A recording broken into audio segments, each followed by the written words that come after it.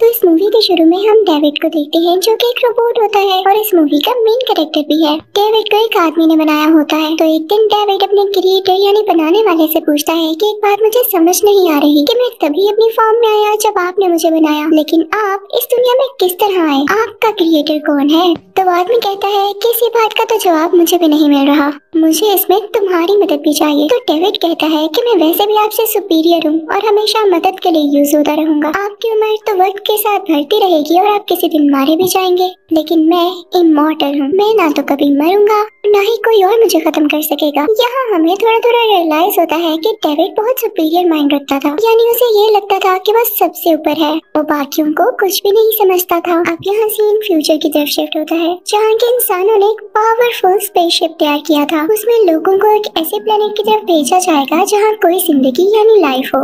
अब उस स्पेसशिप को बहुत ही अच्छी टेक्नोलॉजी यूज करके बनाया गया था और इसके साथ बहुत सारा स्टाफ भी स्पेस में जाना था, क्योंकि इस स्पेसशिप को वहाँ जाते जाते काफी टाइम और कई साल लग सकते थे। अब इस स्पेसशिप का चेक एंड बैलेंस रखने के लिए इनके साथ एक रोबोट को भी भेजा गया था और सरप्राइजिंगली वो देखने में डेविड की तरह ही लगता था। डेविड को तो कई साल पहले बनाया गया, लेकिन ये रोबोट भी दिखने में डेविड की तरह ही था। ये रोबोट्स काफी एडवांस होते थे जो कि इंसानों की कई तरह से मदद करते थे। अब वो वक्त आ जाता है जब इस स्पेसशिप ने अपने साथ कई लोगों को लेके स्पेस में निकलना था ताकि ये लोग उस प्लेनेट तक पहुंच सके। इन लोगों ने स्पेसशिप में हर तरह की फैसिलिटी रखी थी, क्योंकि मैंने आपको बताया कि कई साल लगने वाले थे उस प्लेनेट तक पहुंचने के लिए। अब ये लोग स्पेस में एंटर होते हैं। अचानक से वहाँ के सिस्टम में एक शॉक वेव आती है जिसकी वजह से सारे सिस्टम में खराबी आ जाती है। अब वहाँ पर मौजूद रोबोट उसे ठीक करने की कोशिश करता है, लेकिन कुछ नहीं कर पाता। वो बाकी सबको उठाता है और कहता है कि जल्दी करो, अगर ये सिस्टम क्रैश हो गया तो हम बच नहीं पाएंगे। लेकिन इतनी जल्दी में स्पेसशिप का कैप्टन अपने ग्लास बोर्ड से नहीं निकल पाता और वहाँ आग लग जाने की वजह से वो जल जाता है। अब बाकी के लोग स्पेसशिप को ठीक करने लगते हैं। तभी वो लोग कुछ वेव सेंस करते हैं जो कि करीब ही किसी प्लेनेट से आ रही थी। ये सब लोग उस प्लेनेट के बारे में इंफॉर्मेशन लेते हैं तो उनको पता चलता है कि ये प्लेनेट इंसानों के लिए सूटेबल है और सबसे बड़ी बात कि इनके बहुत पास है। इस चीज का इन लोगों को काफी बेनिफिट होता है, क्योंकि जिस दूसरे प्लेनेट पर ये लोग जा रहे थे वहाँ जाते जाते इनको तो सालों लग जाने वाले थे। अब जो कैप्टन जल गया था उसकी वाइफ काफी दुखी होती है और वो एक छोटा सा ही आंसर देती है कि मुझे ये आइडिया बिल्कुल पसंद नहीं आया, क्योंकि हम लोगों ने इस प्लेनेट पर कोई रिसर्च नहीं की हुई। और इवन मैं ये भी हैरान हूँ कि जब हम लोग स्पेस को स्कैन कर रहे थे कि रहने के लिए कोई सूटेबल प्लेनेट ढूंढ सके, तब हमें ये प्लेनेट क्यों नहीं मिला। हो सकता है इसका एटमॉस्फेयर ठीक हो ही ना। तो वहाँ का स्टाफ कहता है कि एक बार वहाँ जाकर हम देख लेते हैं। अब ये लोग स्पेसशिप उस प्लेनेट की तरफ मोड़ते हैं और फाइनली कुछ ही दिनों में ये लोग वहाँ पर पहुँच जाते हैं। उधर पहुँचते ही ये लोग कुछ चेंजेस नोट करते हैं तो अपनी स्पेसशिप को उस प्लेनेट के ऑर्बिट में ही रहने देते हैं, यानी प्लेनेट के सरफेस पर लैंड नहीं करते। अब उनमें से एक ग्रुप स्पेसशिप का एक हिस्सा लेकर उस प्लेनेट के सरफेस पर लैंड करता है। वो वहाँ जाके उस प्लेनेट को देख ही रहे होते हैं कि तभी उनका स्पेसशिप में मौजूद लोगों से कनेक्शन टूट जाता है। तो कैप्टन की वाइफ बाकी लोगों से कहती है कि मैं इसके सिस्टम को देख लेती हूँ, तुम लोग प्लेनेट को जाकर देखो। अब जैसे ही बाकी लोग प्लेनेट को चेक करने जाते हैं तो वहाँ उनको क्रॉप्स नजर आती हैं। तो ये सब काफी हैरान हो जाते हैं कि यहाँ पर ये कैसे ग्रो कर सकती हैं। तो उनमें से एक लड़की वहाँ की मिट्टी को ऑब्जर्व करती है और कुछ मिट्टी के सैंपल उठा लेती है, यानी कुछ मिट्टी ऐसा सैंपल लेती है। इसी दौरान एक आदमी एक पौधे पर पाँव रख देता है तो उस पौधे में से ब्लैक कलर की कोई चीज निकलती है और उसके कान में जाकर कोई रिएक्शन करती है। वो बेचारा आदमी इन्फेक्टेड हो जाता है। अब दूसरी तरफ हम एक और स्पेसशिप को देखते हैं जो कि किसी एलिजाबेथ नाम की लड़की का होता है। वो वहाँ पर कुछ इंजीनियर्स के साथ आई थी, लेकिन उसे आए हुए काफी साल हो चुके थे। अब इन लोगों को इस बात की काफी हैरानी होती है कि ये स्पेसशिप अभी तक यहाँ पर है। वो उसको देखने लगते हैं और उसके अंदर जाते हैं। अंदर एलिजाबेथ की कुछ चीजें और उसकी पिक्चर्स भी होती हैं। अब जिस आदमी के कान में वो ब्लैक चीज गई थी उसे बहुत अजीब फील होने लगता है, उसको ठीक से सांस भी नहीं आ रहा होता।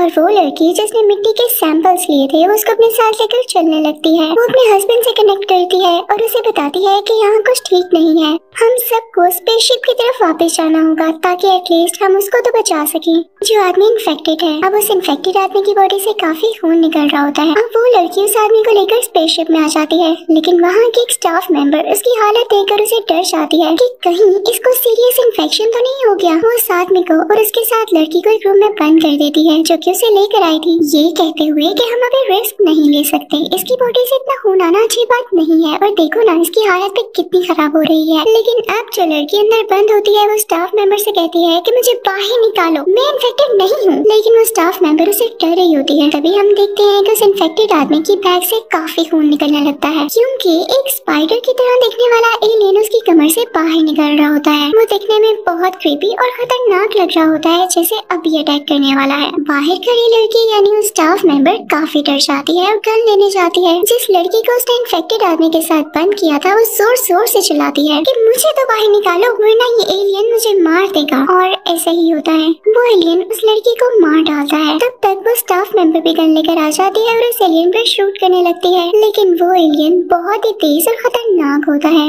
उसे गोलियों का कोई असर नहीं होता और न ही कोई गोलियों से हिट करके मार पाती है। तो वो डरी हुई स्टाफ मेंबर रैंडमली शूट करने लगती है जिसकी वजह से स्पेसशिप के उस पूरे हिस्से में आग लग जाती है और उसके अंदर वो लड़की भी मारी जाती है जो कि स्टाफ मेंबर थी। अब दूसरी तरफ प्लैनेट में क्रॉप्स के पास भी कुछ लोग होते हैं जिनमें से एक उस लड़की का हस्बैंड भी होता है जिसको एलियन ने अटैक करके मार दिया होता है। इनफैक्ट उसका भी एक साथी इन्फेक्टेड हो चुका था और अब उसके मुंह से भी एलियन बाहर निकल आया था जो कि क्रॉप्स की तरफ ही चला जाता है और उन लोगों पर अभी कोई अटैक नहीं करता। ये लोग काफी डर जाते हैं और सोचने लगते हैं कि आखिर ये है क्या। तो मेन स्पेसशिप जो कि ऑर्बिट पर होती है उसे कांटेक्ट करने की कोशिश करते हैं लेकिन सैडली कांटेक्ट नहीं हो पाता। तभी वो एलियन इन पर अटैक करने लगता है तो वो रोबोट जो इनके साथ था उससे इन लोगों को बचाता है। लेकिन इसी समय वो एलियन रोबोट का हाथ जख्मी कर देता है। लेकिन एट लास्ट ये एलियन भी मारा जाता है। अब जनाब वहाँ पर एक और एलियन आता है लेकिन इससे पहले कि वो इन पर अटैक करता वहाँ एक आदमी आकर आसमान की तरफ शूट करता है तो ये एलियन भाग जाता है।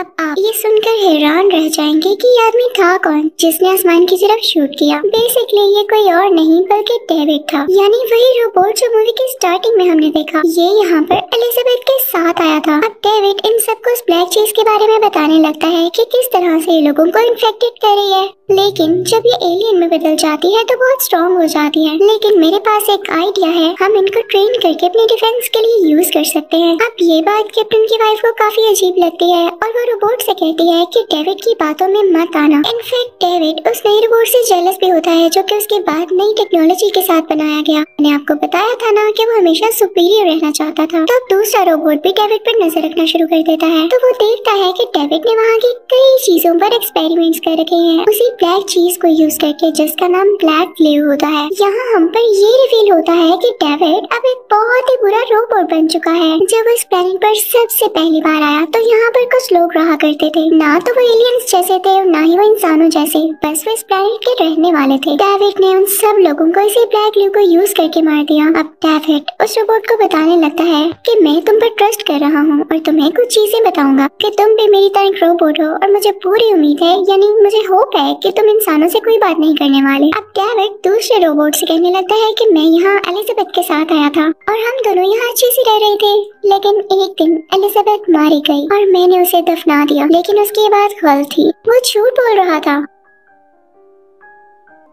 अब दूसरी तरफ हम स्पेसशिप का सीन देखते हैं जहाँ पर सब मेंबर्स काफी डर कर बैठे होते हैं और तभी उन पर दूसरा भागा हुआ एलियन आकर अटैक कर देता है। वहाँ एक लड़की भी मारी जाती है। अब ये सब लोग अपने स्पेसशिप को प्लेनेट तक ले जाने का डिसीजन लेते हैं। अब सिर्फ डेविड के सामने वो एलियन आता है लेकिन उस पर अटैक नहीं करता। ऐसे लग रहा था कि जैसे वो उसे जानता हो। वो दो टांगों पर खड़ा हो जाता है जैसे उसे कम्युनिकेट करने लगा हो। अब यहाँ पर सबसे बड़ा सीक्रेट रिवील होता है कि ये एलियन डेविड नहीं बनाया था, वो उससे बातें करने लगता है। लेकिन तभी स्पेसशिप का एक मेल मेंबर उस एलियन को शूट करके मार देता है, जिसको देखकर डेविड चिल्लाने लगता है कि तुमने मेरी क्रीचर के साथ क्या किया। अब वो मेल मेंबर डेविड को गन पॉइंट पर लेकर कहता है मुझे बताओ यहाँ क्या चल रहा है और तुम यहाँ क्या कर रहे हो। अब डेविड उसे अपने सब एक्सपेरिमेंट्स दिखाता है जो कि हर इंसेक्ट पर किए गए थे। वहाँ एलिजाबेथ भी दिखती है और असल बात तो ये कि वो अपने आप नहीं मारी गई बल्कि डेविड ने उस पर कई एक्सपेरिमेंट्स किए और उसके साथ एलियंस भी जोड़े,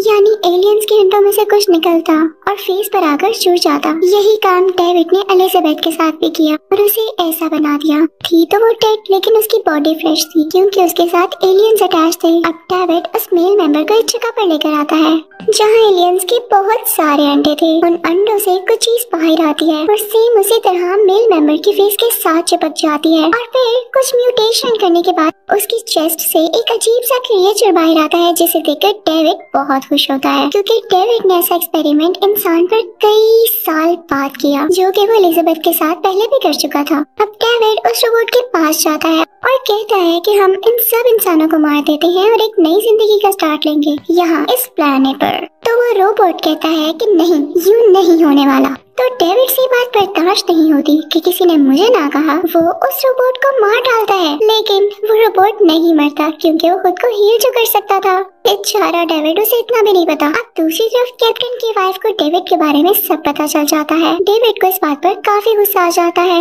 ये औरत कितनी चालाक है। वो उसे खत्म करने की कोशिश करता है, लेकिन इससे पहले वो सोचता है कि क्यों ना इस पर सेम एक्सपेरिमेंट्स किए जाए जो कि उसने एलिजाबेथ पर किए, क्योंकि डेविड काफी सालिम होता है। वो उस कैप्टन की वाइफ पर वो एक्सपेरिमेंट करने ही वाला होता है कि तभी लकीली वहाँ पर वो रोबोट आ जाता है जिसने खुद को हील कर लिया था। उन दोनों में काफी फाइट होती है, वो एक दूसरे पर काफी अटैक्स करते हैं। अब बाकी मेंबर्स जो कि स्पेसशिप में होते हैं उस एलियन को ढूंढने लगते हैं जो भागा था, और बाकी एलियंस को भी, ताकि उनको मार सकें। लेकिन तभी वहाँ पर एलियन आ जाता है और उन पर काफी अटैक करता है। अब कैप्टन की वाइफ समेत सब लोग स्पेसशिप के उस हिस्से की तरफ भागते हैं। उनको रोबोट भी फॉलो करता है जो उनके साथ आया था। वो इसलिए भाग रहे थे ताकि यहाँ से जल्द निकल सकें। एलियन स्पेसशिप के ऊपर आ जाता है। कैप्टन की वाइफ को इस बात का पता चल जाता है कि वो एलियन इनकी स्पेसशिप के ऊपर ही है, तो वो बड़े आराम से अपनी स्पेसशिप से बाहर निकलती है। क्योंकि वो बहुत वाइज थी तो वो अपने कुछ ट्रिक्स यूज करके उसे मार देती है। और फाइनली सब काफी खुश हो जाते हैं कि हमने सब एलियंस को मार दिया और हम यहाँ से जा रहे हैं।